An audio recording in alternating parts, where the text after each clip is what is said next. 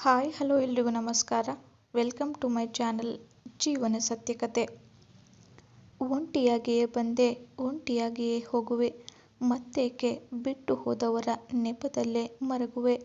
ತಂದೆ ಇದ್ದಾಗ ಜೀವನದಲ್ಲಿ ಬೀಳುವುದನ್ನು ಹಾಗೂ ಹೇಳುವುದನ್ನು ಕಲಿಯಿರಿ, ಏಕೆಂದರೆ ಬಿದ್ದಾಗ ನಿಮ್ಮನ್ನು ಮೇಲೆ ಎತ್ತುತ್ತಾನೆ, ಸೋತಾಗ ನಿಮ್ಮ ಜೊತೆ ನಿಲ್ಲುತ್ತಾನೆ.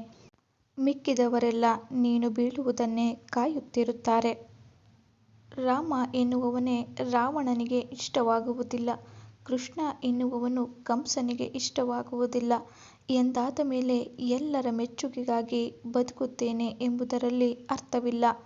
ಯಾರು ಯಾರನ್ನು ಉದ್ಧಾರ ಮಾಡೋಕ್ಕಾಗಲ್ಲ, ಯಾರು ಯಾರನ್ನು ಹಾಳು ಮಾಡೋದಕ್ಕೂ ಆಗಲ್ಲ. ಅವರವರ ಯೋಚನೆ ಅವರವರ ಉದ್ಧಾರಕ್ಕೆ ಹಾಗೂ ಅವರು ಹಾಳಾಗುವುದಕ್ಕೆ ಮೂಲ ಕಾರಣವಾಗುತ್ತದೆ. ಓಟದ ಸ್ಪರ್ಧೆಯಲ್ಲಿ ಭಾಗವಹಿಸಿದಾಗ ಗೆಲ್ಲಬಹುದು ಅಥವಾ ಸೋಲಬಹುದು ಅಷ್ಟೇ. ಒಂದು ವೇಳೆ ನೀವು ಭಾಗವಹಿಸದೇ ಇದ್ದಲ್ಲಿ ಗೆಲ್ಲುವ ಪ್ರಶ್ನೆಯೇ ಬರಲ್ಲ. ಯಾವತ್ತೂ ಪ್ರಯತ್ನ ಪಡದೆ ಸೋಲುವುದಕ್ಕಿಂತ ಪ್ರಯತ್ನಿಸಿ ಸೋಲುವುದು ತುಂಬ ಒಳ್ಳೆಯದು. ಅದು ಮುಂದೆ ನಿಮ್ಮ ಗೆಲುವನ್ನು ಅತಿ ಸುಲಭವಾಗಿಸುತ್ತೆ. ಜೀವನದಲ್ಲಿ ಏನು ಬೇಕಾದರೂ ಸಾಧಿಸಿ ತೋರಿಸಬಹುದು. ನಿಮ್ಮ ಎಲ್ಲ ಸಮಸ್ಯೆಗಳಿಗೆ ಸಹನೆ ಕೊರತೆಯ ಕಾರಣ. ನಮ್ಮ ಬಹಳ ದೊಡ್ಡ ಸಮಸ್ಯೆ ಏನು ಅಂದರೆ ಇನ್ನೂ ಸಮಯ ಇದೆ ಅಂತ ನಮಗೆ ನಾವು ಅಂದುಕೊಳ್ಳುವುದು. ಸಮಯದಷ್ಟು ವೇಗವಾಗಿ ಯಾವುದೂ ಹೋಗೋದಿಲ್ಲ. ಉಳಿದ ಎಲ್ಲವೂ ನಿಲ್ಲಬಹುದು, ಆದರೆ ಸಮಯ ನಮಗಾಗಿ ನಿಲ್ಲುವುದಿಲ್ಲ. ಎಲ್ಲವನ್ನೂ ಕಳೆದುಕೊಂಡಿದ್ದೇನೆ ಅಂತ ನಿಮಗೆ ಅನಿಸಿದಾಗ ಒಂದು ಕ್ಷಣ ಮರವನ್ನು ನೆನೆಸಿಕೊಳ್ಳಿ. ಏಕೆಂದರೆ ಪ್ರತಿ ವರ್ಷ ಎಲೆಗಳನ್ನು ಧರಿಸಿಕೊಳ್ಳುವುದಕ್ಕೆ ಪ್ರತಿ ವರ್ಷ ಸಹನೆಯಿಂದ ಕಾಯುತ್ತಿರುತ್ತದೆ. ನಿಮ್ಮ ಕಣ್ಣ ಮುಂದೆ ಮಾತ್ರವಲ್ಲ, ನಿಮ್ಮ ಬೆನ್ನ ಹಿಂದೆಯೂ ಪ್ರಾಮಾಣಿಕವಾಗಿರುವವರೇ ನಿಜವಾದ ಸ್ನೇಹಿತರು. ಕೊಂಕು ಮಾತನಾಡುವವರು ಮತ್ತು ನಿಮ್ಮ ಬೆನ್ನ ಹಿಂದೆ ಮಾತನಾಡುವವರು ಎಂದಿಗೂ ನಿಮ್ಮ ಸ್ನೇಹಿತರಾಗುವುದಿಲ್ಲ. ಅನ್ಯರ ಸಂತೋಷದಲ್ಲಿ ಪಾಲುಗಾರರಾಗುವುದು ಮಾತ್ರವಲ್ಲ, ಕಾರಣರೂ ಆಗಬೇಕು.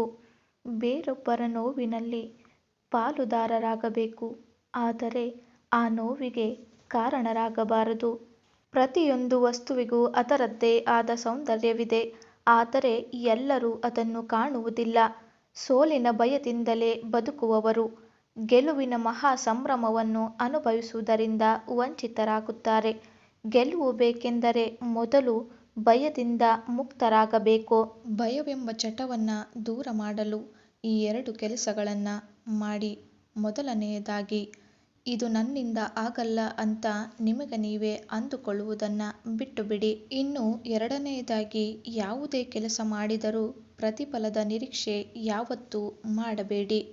ಸುತ್ತಮುತ್ತಲೂ ಇರುವವರು ನಮ್ಮ ಸಂಬಂಧಿಕರೇ ಆದರೂ ನಮ್ಮ ಸೋಲಿಗಾಗಿ ಕಾದು ಕುಳಿತಿರುವ ಹಿತಶತ್ರುಗಳೇ ಆಗಿರುತ್ತಾರೆ. ಸಮುದ್ರದ ಅಲೆಗಳು ಮನುಷ್ಯನ ಆಸೆಗಳಂತೆ ಒಂದರ ಮೇಲೊಂದು ಅಪ್ಪಳಿಸಿ ಬರುತ್ತಲೇ ಇರುತ್ತೆ, ಆದರೆ ಯಾವುದೂ ಶಾಶ್ವತವಾಗಿ ನಿಲ್ಲುವುದಿಲ್ಲ.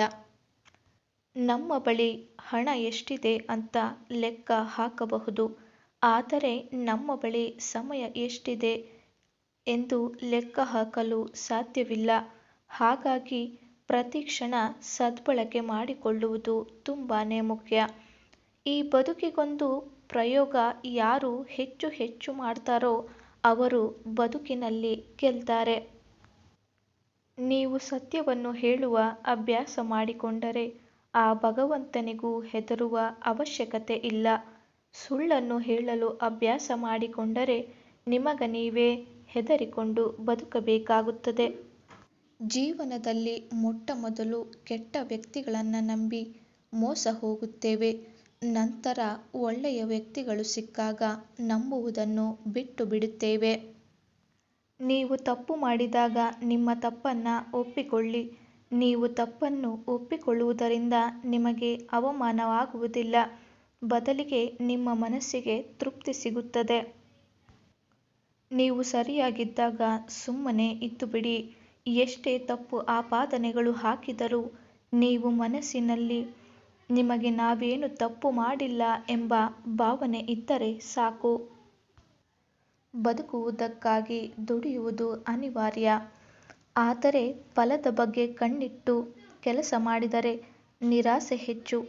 ಕೆಲಸವನ್ನು ಶ್ರದ್ಧೆಯಿಂದ ಮಾಡಬೇಕು. ಇಂದಲ್ಲ ನಾಳೆ ಯಶಸ್ಸು ಸಿಕ್ಕೇ ಸಿಗುತ್ತದೆ. ನೋಡಿದ್ರಲ್ಲ ಸ್ನೇಹಿತರೆ, ಇದಾಗಿತ್ತು ಇವತ್ತಿನ ವಿಡಿಯೋ. ಈ ವಿಡಿಯೋ ನಿಮಗೆ ಇಷ್ಟ ಆದರೆ ಒಂದು ಲೈಕ್ ಮಾಡಿ ಹಾಗೂ ಮತ್ತಷ್ಟು ಜನರಿಗೆ ಶೇರ್ ಮಾಡಿ. ನೀವಿನ್ನೂ ನಮ್ಮ ಚಾನಲ್ನ ಸಬ್ಸ್ಕ್ರೈಬ್ ಮಾಡ್ಕೊಂಡಿಲ್ಲ ಅಂದರೆ ಈಗಲೇ ಸಬ್ಸ್ಕ್ರೈಬ್ ಮಾಡ್ಕೊಳ್ಳಿ. Thanks for watching.